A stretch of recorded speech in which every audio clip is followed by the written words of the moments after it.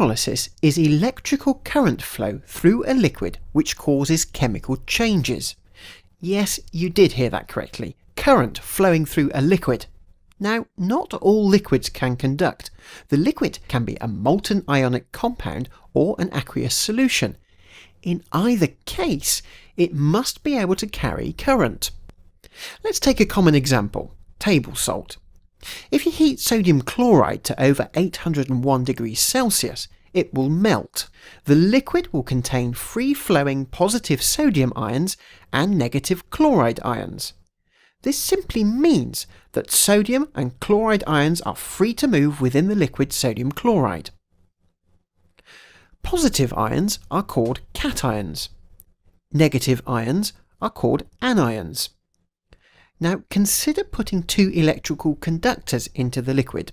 Copper would be good as it has a higher melting point.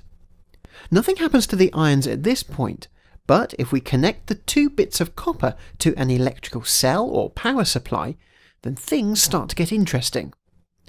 We do need to sidestep for a moment to look at electrical current in a metal. From our lesson Behaviour of Metallic Structures, we know that electrons in a metal aren't bound to particular atoms. They form a sea of electrons that can move easily if a potential difference or a voltage is applied across it. This could be from an electrical cell or a battery. The electrons will begin to drift towards the positive terminal of the battery, and this is what happens when current flows. Current is the movement of charge. In this case, electrons. Now, let's go back to our molten sodium chloride. We've added our copper wires, let's call them electrodes, and now we'll connect these to an electrical cell. The electrons will start to flow in the wires, and this will cause one electrode to become positively charged and the other negatively charged. This has an immediate knock-on effect in the molten sodium chloride, which you'll remember is a mixture of sodium cations and chloride anions. Anything positively charged in the liquid, in this case the sodium ions, is going to be attracted to the negative electrode. And anything negatively charged, in this case the chloride ions, is going to be attracted to the positive electrode. This is because opposite electrical charges attract. When the ions meet the electrodes, electron exchange happens, and this triggers a chemical reaction.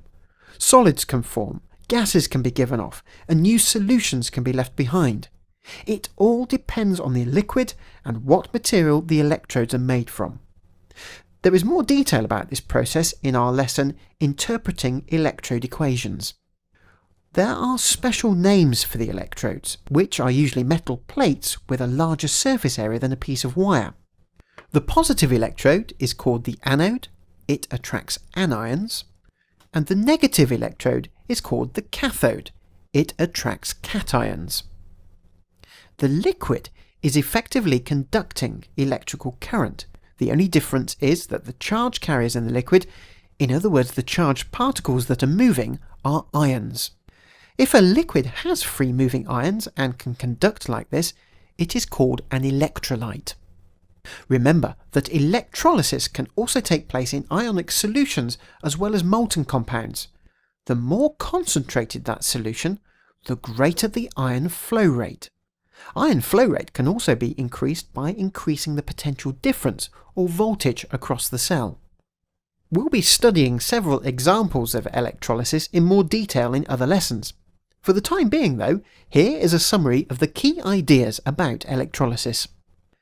Electrolysis is the flow of electrical current in a conducting solution or molten liquid that causes chemical changes. The conducting liquid is called an electrolyte and has free moving ions. The conducting plates, bars or wires inserted into an electrolyte are called electrodes. Positive ions are called cations and are attracted to the cathode. Negative ions are called anions and are attracted to the anode. When current flows in an electrolyte, it is the ions that move and carry the electrical charge. When current flows in the electrodes and wires, it is the electrons that move and carry the electrical charge.